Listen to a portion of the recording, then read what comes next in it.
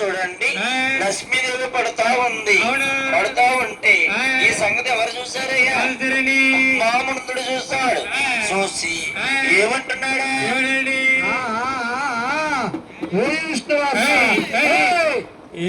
ఇటువంటి పని రూమ్ లో ఇక్కడ కాదు, దేశీ ఏమేమి లక్ష్మి మూర్ఖడా విష్ణువాస గురుగారు సరుపు లేకుండా లక్ష్మీదేవితో కేలిన మాత్రం ఉండిపోతున్నావా?